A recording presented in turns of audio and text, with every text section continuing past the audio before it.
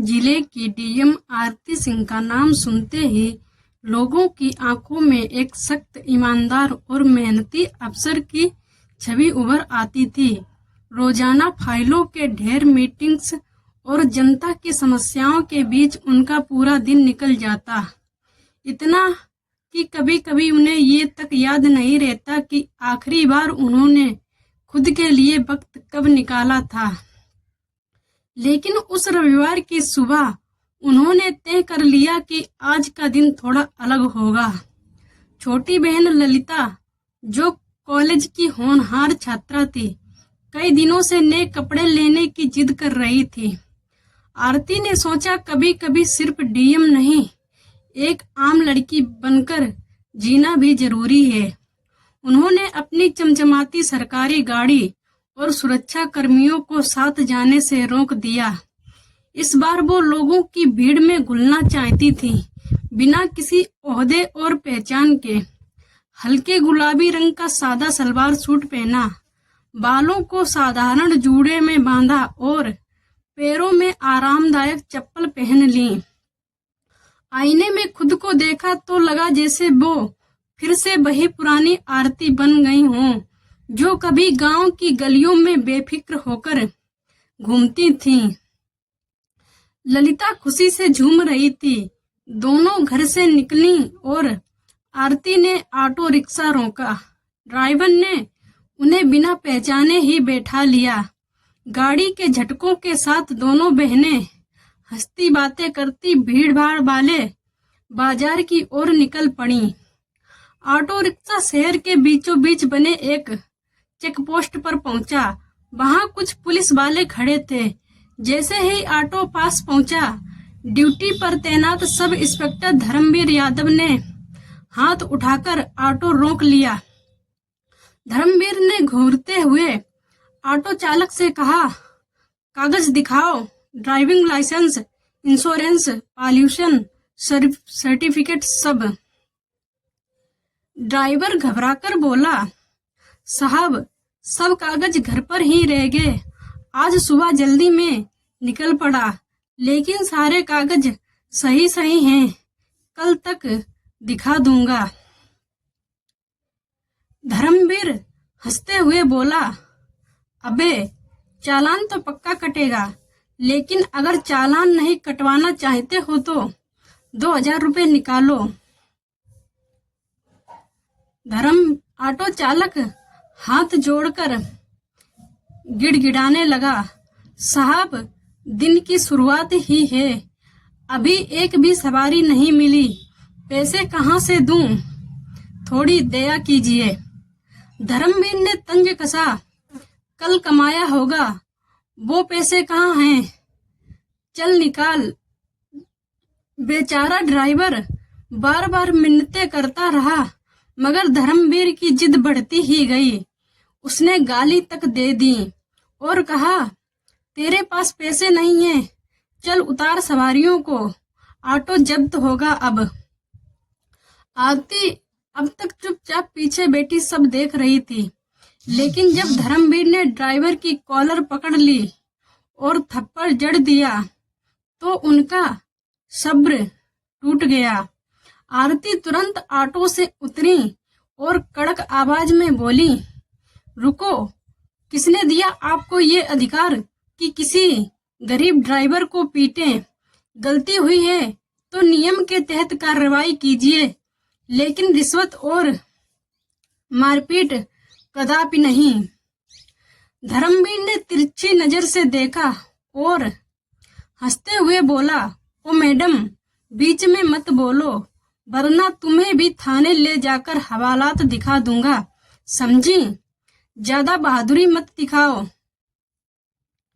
आरती शांत मगर दृढ़ स्वर में बोली, सर, पुलिस का काम जनता की रक्षा करना है, उसे डराना धमकाना नहीं।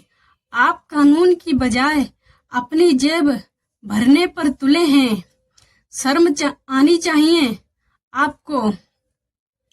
धर्मवीर का चेहरा लाल हो गया। उसने गुस्से में कहा, बहुत बोल रही है तू, देख लूंगा तुझे। आरती ने जानबूझकर अपनी पहचान उजागर नहीं की। वो देखना चाहती थी कि यह इंस्पेक्टर कितनी दूर तक जाएगा। उन्होंने बहन का हाथ पकड़ा और ऑटो से उतरकर दूसरी तरफ बढ़ गईं। उस रात आरती बेचैन थी। उन्होंने सोचा, अगर एक चेक पोस्ट पर ही ये हाल है तो थाने के अंदर क्या स्थिति होगी। अगले दिन उन्होंने तय किया कि बिना बताए वो खुद थाने जाएंगी। इस बार उन्होंने हरे रंग का सलवार सूट पहना और साधारण लड़की की तरह थाने में पहुंच गईं। जैसे ही अंदर गईं, सामने इंस्पेक्टर राजीव शुक्ला आराम से पान चबाते हुए बैठा था। आरती ने कहा, सर मुझे एक रिपोर्ट लिखवानी है। राजीव ने बेरुखी से देखा और बोला, रिपोर्ट 5,000 रुपये लगेंगे, लाई हो क्या? आरती चौंकी, क्या रिपोर्ट दर्ज करने के लिए पैसे? ये कौन सा नियम है? राजीव हंसते हुए बोला, अरे पगली, यहाँ बिना पैसे कुछ नहीं होता, चल फुट, ज्यादा दिमाग मत चला। आरती ने गहरी सांस ली और शांत स्वर में बोली, सर आप जनता को बेवकूफ बना रहे हैं।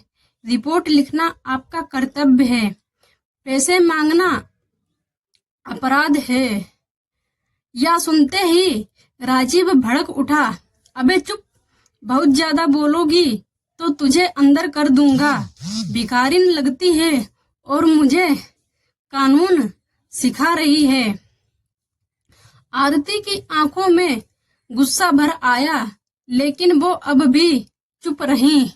उन्होंने फोन निकालकर अपने उच्च अधिकारियों को सूचित कर दिया। थोड़ी देर में थाने के बाहर गाड़ियों का काफिला रुका। अंदर आए अन्य आईएएस और आईपीएस अफसरों का दल। जैसे ही उन्होंने आरती को सलाम किया, पूरा थाना सन्न रह गया। आरती ने सबके सामने अपनी पहचान उजागर की। मैं इस जिले की डीएम आरती सिंह हूँ और मैंने अपनी आंखों से देखा कि यहाँ जनता से कैसे वसूली की जाती है। पुलिस वर्दी में रहकर तुम लोग कानून का मजाक उड़ाते हो। अब तुम सबका खेल खत्म। आईपीएस अधिकारी ने तुरंत आदेश दिया, इंस्पेक्टर राजीव शुक्ला और सब इंस्पेक्टर धर्मवीर यादव को तुरंत हिरासत में ले लो। पुलिसकर्मी घबरा गए। जिन सिपाहियों ने अभी अभी आरती को धक्का देने की कोशिश की थी, वो डर के मारे पीछे हट गए। राजीव गिड़गिड़ाने लगा, मैडम माफ कर दीजिए, गलती हो गई है मुझसे, प्लीज मुझे माफ कर दीजिए। आरती ने सख्त आवाज में कहा, ये गलती नहीं, अपराध है और अपराध की सजा मिलेगी। जनता की आंखों में धूल झोंकने वालों की वर्दी अब उतरनी ही चाहिए। भीड़ जमा हो चुकी थी। जब राजीव और धर्मवीर को हथकड़ी पहनाकर बाहर निकाला गया तो लोग तालियां बजाने लगे। कुछ लोगों ने मोबाइल से वीडियो बनाकर कहा, पहली बार लगा कि सच में कानून सबके लिए बराबर है। भीड़ में खड़ा एक बुजुर्ग बोला, मैडम जैसी अफसर ही इस देश की उम्मीद हैं। आरती ने हाथ उठाकर सबको शांत किया और बोली, ये कोई व्यक्तिगत जीत नहीं है, ये जनता की जीत है। अब से इस जिले में जो भी भ्रष्टाचार करेगा, चाहे वर्दी में हो या कुर्सी पर, वो जेल जाएगा। राजीव और धर्मवीर को सीधा जेल ले जाया गया। वहां उनकी वर्दी उतार दी गई और कैदी वाली ड्रेस पहना दी गई। दोनों शर्म से सिर झुकाए खड़े थे। धर्मवीर बड़बड़ा रहा था, काश उस दिन ऑटो वाले को थप्पड़ ना मारा होता। राजीव की आंखों से आंसू बह रहे थे। अब उन्हें समझ आया कि सत्ता और वर्दी हमेशा नहीं बचा सकती है। आरती ने जिले के सभी थानों की बैठक बुलाई। उन्होंने सख्त आदेश दिया कि अब से हर थाना जनता के लिए पारदर्शी रहेगा। अगर किसी ने भी रिश्वतखोरी की कोशिश की तो निलंबन और जेल यही सजा होगी। सिपाही एक दूसरे को देखकर सहम गए। पहली बार उन्हें लगा कि अब सच में सिस्टम बदलने वाला है। कहानी यहीं खत्म नहीं हुई। शहर के लोग अब आरती को सिर्फ एक डीएम नहीं बल्कि न्याय की आवाज मानने लगे। बाजार में वही ऑटो ड्राइवर एक दिन मिला और हाथ जोड़कर आरती जी से बोला, मैडम, आपने तो मेरी ही नहीं पूरे शहर की इज्जत बचाई है। अब हमें भरोसा है कि सच में कानून जिंदा है।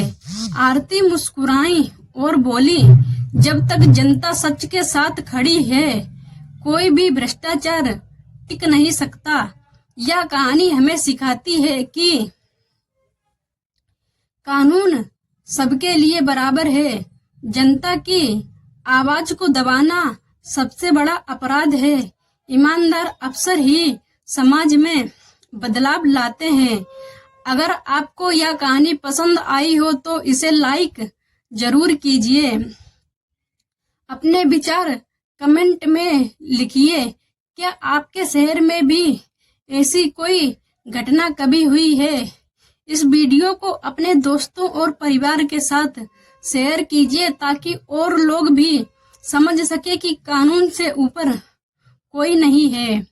और ऐसी ही दमदार और सच्चाई से भरी कहानियां सुनने के लिए चैनल को अभी सब्सक्राइब कर लीजिए। Thanks for watching.